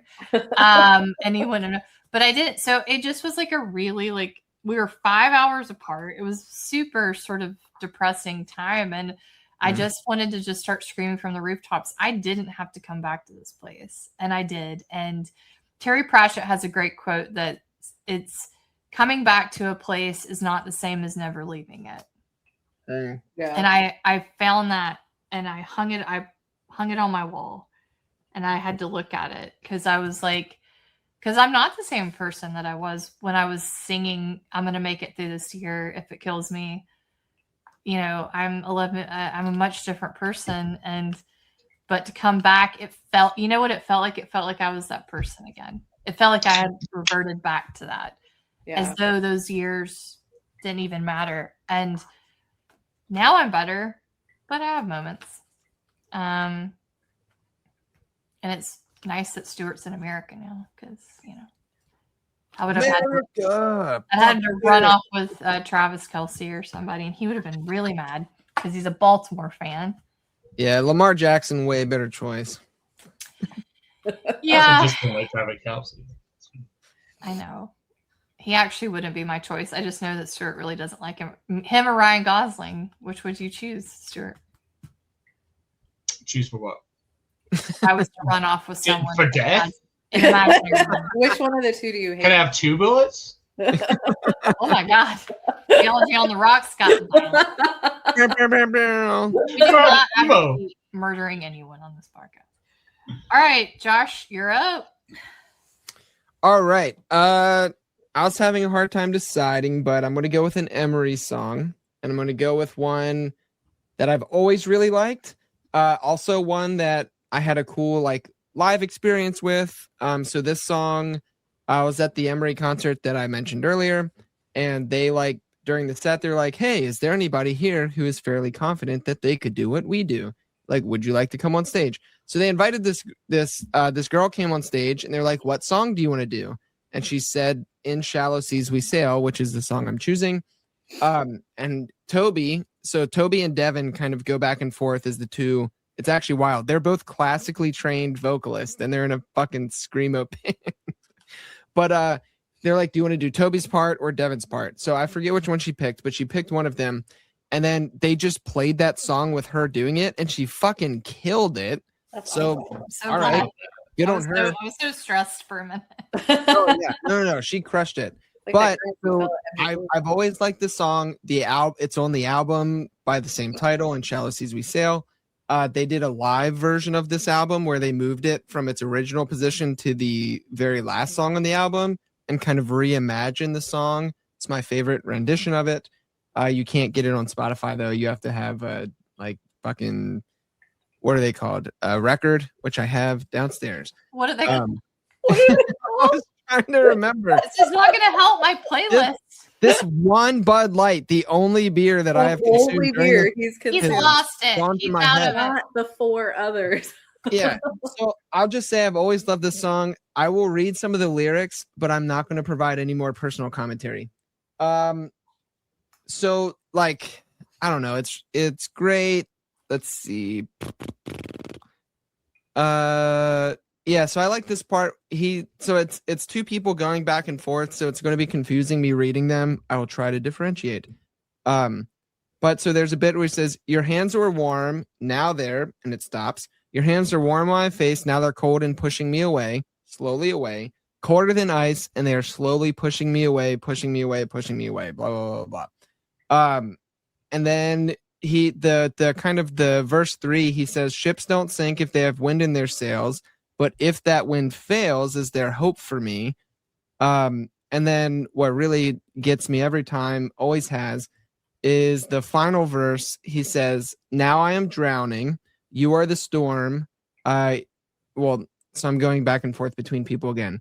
"Now I am drowning in," stop. "You are the storm. Your shallow sea, I swear. The wind and the waves that break me in two. You are the waves that toss me away. And toss me away. I fell apart when I fell for you."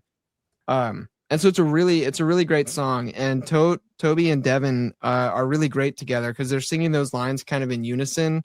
I don't know what the musical word for singing at the same time is, but that's what they're doing. And it's a really good song. I like it a lot. And so that's my third song, "In Shallow Seas We Sail" by Emery. I like it. Amazing. There's All right. a band that I was friends with that's currently on tour with Emery. A classic What? crime.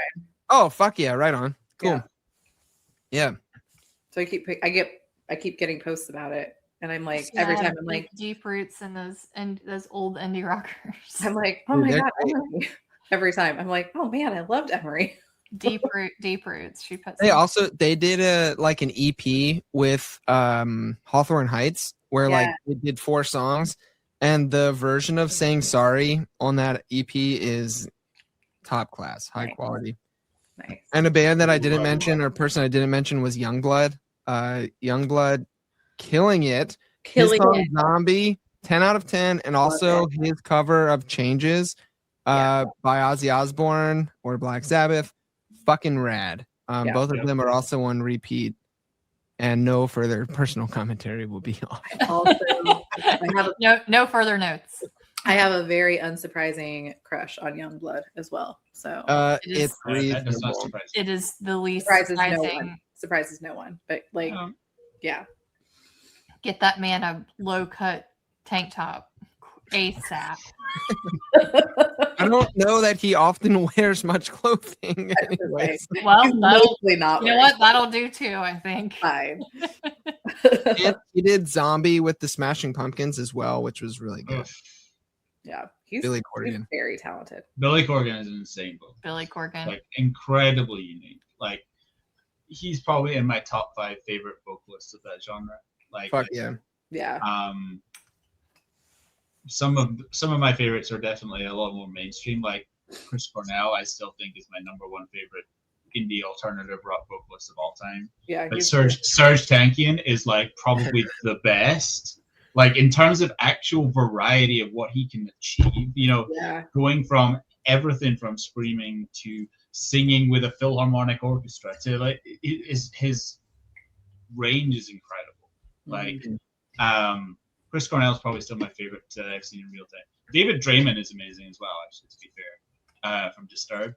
Like, yeah, actually listen to him do what he does typically with Disturbed and then go on and do the cover of Sound of Silence. I like, very impressive. Chris Cornell is the only person who's ever tweeted me that's famous. It's true. That is true. He did. We were going to see him in Glasgow, and this was before that, wasn't it? It was. No, you're right. It was, yeah. And my grandma back in the 90s had seen me watch Black Hole Sun, the music video, and said that she thought the world was ending if this is what was on TV. And I tweeted that to him. I said, my grandma said once that Black Hole Sun meant that the world was ending, and just because we were going to a show, and then he tweeted back and said she might be right. That was an amazing show. Picture, if you will, the year is 2026. Right. I think she should have said, "What? Just wait for what's to come." Just wait. All right, Stu, what's your pick? So my last song is going to also happen to be my favorite song by my favorite band.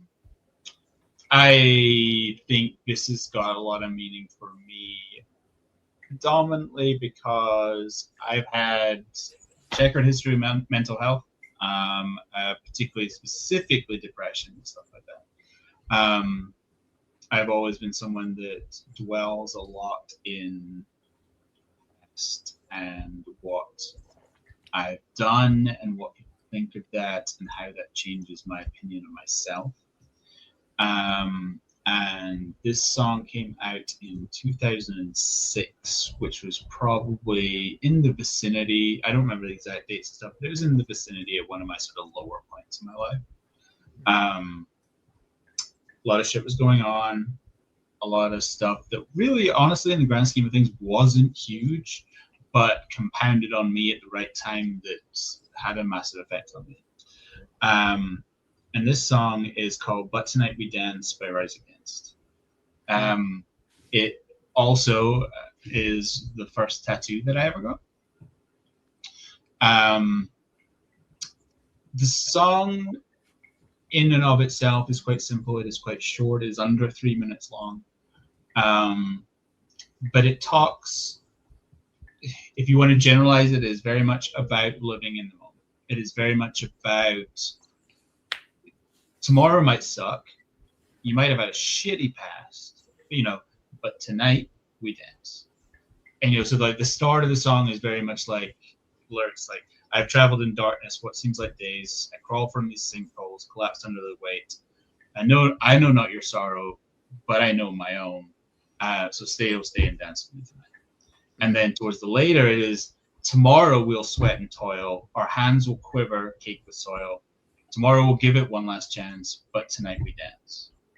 And so it is very much, it has always helped me reflect on what's most important is now.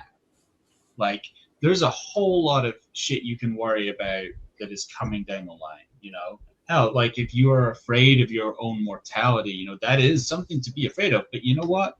You don't have to worry about it today. You might have screwed something up yesterday. You might have got fired from your job. But you know what? There are other jobs. Today, just enjoy what you have right now. Enjoy the people that you have. Enjoy whatever it is that gives your life purpose. Stay in that moment.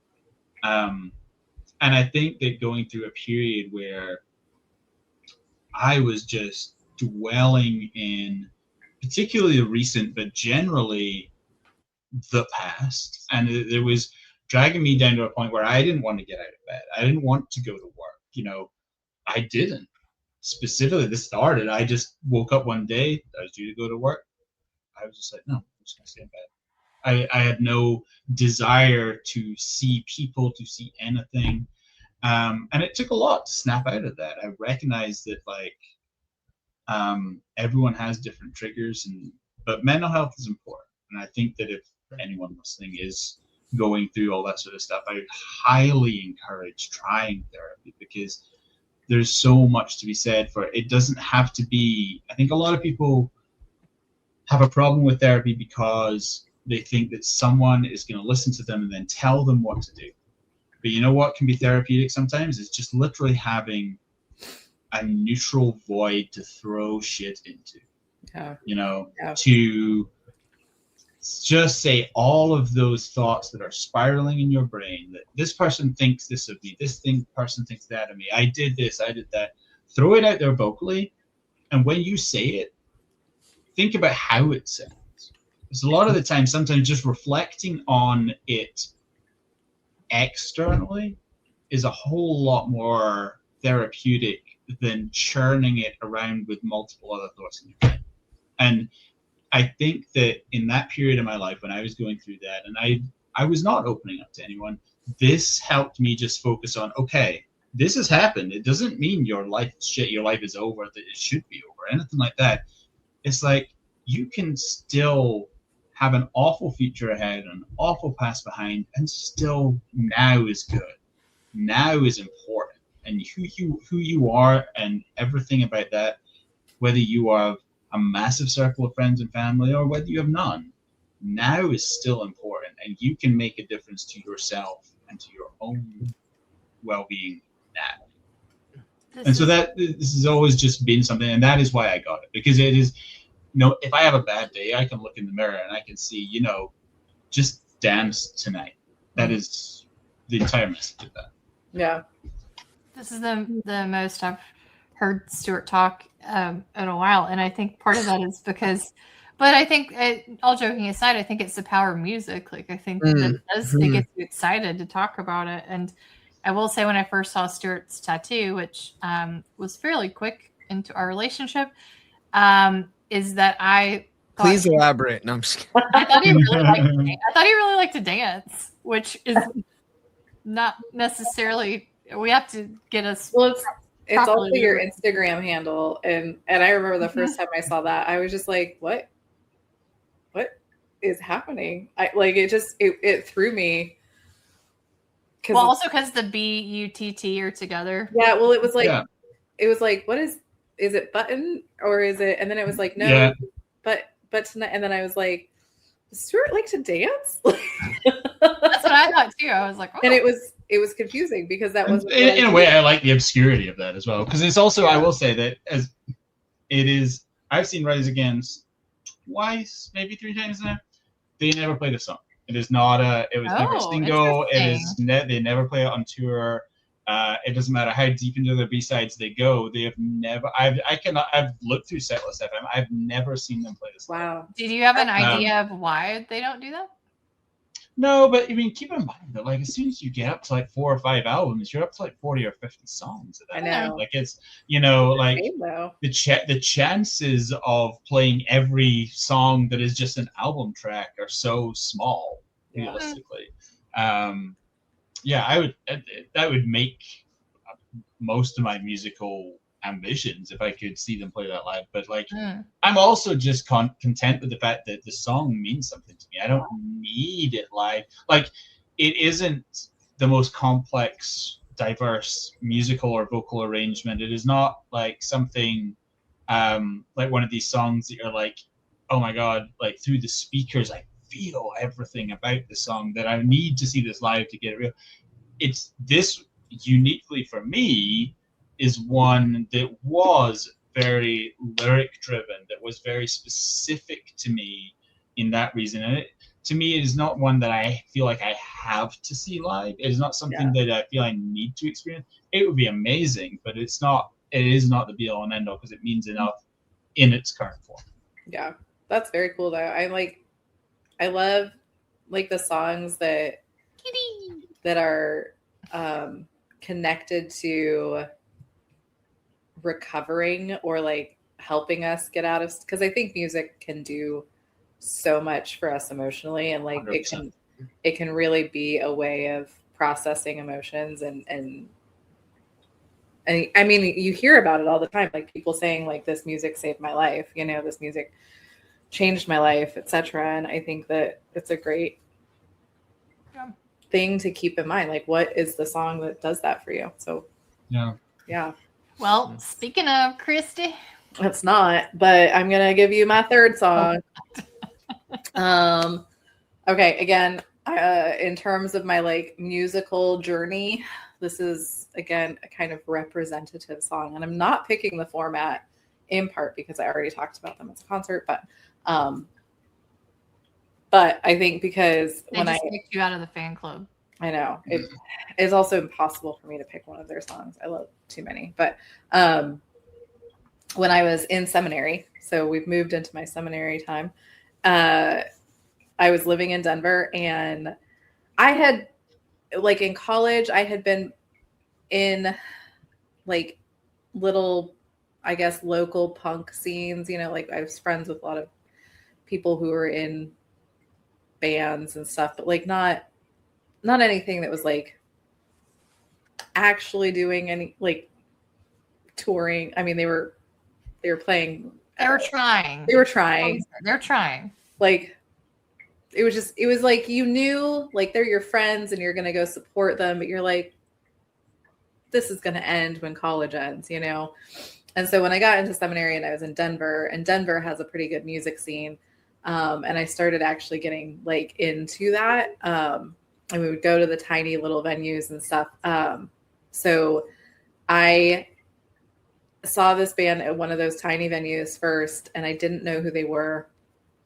And we left like halfway through their set, which I feel like I've had to make up for the rest of my life because I feel so bad about it. But it's Manchester Orchestra. Leah knows this because she's heard this story before. And You've heard all mine too. The next day, I heard one of their songs on the Alt Nation station on Sirius XM, and I was like, oh my God, this is the band we left. And then I was like really upset. Atlanta's finest, baby. Atlanta. But so I would consider Manchester Orchestra like my second favorite band. For a while, I was like, they're my favorite current band, but now the format is back, so they got booted. Baby. But they're really, really good, and I love seeing them in concert. But also they're if I need essentially to like fix my mental health ever, if I need to like get into a better headspace, I can just put on Manchester Orchestra stuff and it helps. And it also was like, again, this signifies like my entrance into indie alt rock. Like this is, and which is where I've kind of lived for most of my adulthood, but it's Can I Feel a Hot One? Ooh. I think there's Kind of beer camp appropriate. 4 or 5 years that you have felt hot ones at Theology Beer Camp. It's very, very depressing. So yeah, we would expect nothing less. It's a real sad song, but it's also so. At the same time, one of the girls that I did ballet with when I was in high school was starting her own studio, and she had put a like message up and was saying like, hey, for all my audiophile friends, like, is there a song, like a sad song that you can recommend? And I messaged her and I was like, Manchester Orchestra, Can I Feel a Hot One? And she wrote me back and she was like, this is this is perfect. And I also remember that moment of feeling like I felt like I had like musically made it. I was like, I can recommend songs as a crossover to my like dance life, my old dance life. And like, it was a real moment for me. But anyway, this is from their first album. Means Everything to Nothing. But yeah, so it's an old one. It's an oldie but a goodie. There you go. Yeah. So thank you all for your 3 choices. Oh my God. Penny wants to contribute so bad. Penny is real mad that she didn't get. She needs to express her 3 favorites. She controls my type. When we get the like Spotify Wrapped at the end of the year, and Leah's always joking that she shares hers with Stuart. I share mine with Penny because the thing comes on with like dog calming music, and so my top artist every year is dog calming music. You can get your Alexa thing to say ours, just because Christy did this, and mine just says 0. Shut up. The kitties. Who are these beautiful animals? Mine says, "Hey Penny," and then it plays dog calming music. Mine just says, and she does 0, not shut up. She does not care at all. It's doing her no good. He doesn't care either. Yeah. Well, I think what's because I'm a teacher, I think what's interesting is that it seems like the common thing with some of these songs is they are very time and place. Like they're very sort of centered in certain times that we've had, but they are also things that have or are getting us through certain points in our life. Mm-hmm. And I do think that is, the power of music, and that sounds cheesy, but I actually do think that, I don't know what I would have done without music in my life. I'm sure you all agree. So thank you for being here. Josh, I'm going to do another thing that Christy didn't know that I was going to do. And I'm going to say, I know, watch out. The world's crazy here. I currently have 14 songs on my playlist, and I would really like to have 18. So I'm going to let you pick one, but no explanation. Send one more. One song, no explanation. For the playlist, no explanation. That's all you get. Okay. And I shall go first. Okay. Frightened Rabbit, Modern Leper. Okay. Who wants to go next? I guess we can continue the circle. Yeah. Okay. Continue the circle. All right. So mine is going to be How Do You Know It's Not Armadillo Shells by Hot Mulligan. This is going to take me a minute to write. What's the name of the band? Is that the band? The band is Hot Mulligan. Okay. And the song is called How Do You Know It's Not Armadillo Shells? How do you know? I don't know. That's what we're trying to figure out. You don't know. And I don't know why that's the name of the song, because there's nothing that... Because it's really funny, I think. It's much more... Because it's happy and sad at the same time. It's like a sad... Well, no, we're not supposed to explain. No. Fuck that song. That's my... All right. I've got now 16. Stuart. It's going to be 17. Man, it's tough, but I am going to go for Letters to You by Finch. Ooh. Okay. This is a pretty killer playlist. It really is. All right, Christy, bring up the rear, as we all say about my last song is Fiona Apple, and it's Fetch the Bolt Cutters. Go. I come back stronger than a 90s trend. That's all I'm going to sing of that, because we know Tay is going to sue us all. Leah, do you know whose book this is? It's mine. It's our friend who made our song. He made Isn't he from Latin America? Isn't he This book is not by Damien. I have a book about is it a Lul? Wait, hold it up again. It's theology, ethics, and what? Theology, ethics, and technology in the work. Oh, I can't pronounce that last name. Jacques Ellul Volverilio. A nascent theological tradition. Michael Morelli. Michael Morelli, fun fact, did that 80s intro. He did our intro. I think Mm-hmm. I thought that was why you held it up. I didn't know the connection. I have other reasons I held it up because no, it's already been said on the podcast. I thought he was a different. I thought he was a different human. I know it's rather funny. No, which, to be fair, at beer camp is very easy to do. Fair. Yeah. There's a lot. All right, y'all. Well, thank you guys for being here. We have loved our guests, even though you are men, which is typically annoying. Come on. Nope, still here. Still gonna stand by it. But we love you. You're the less annoying version of those. And so we will see you next time. Yeah. Adios. Peace. Bye.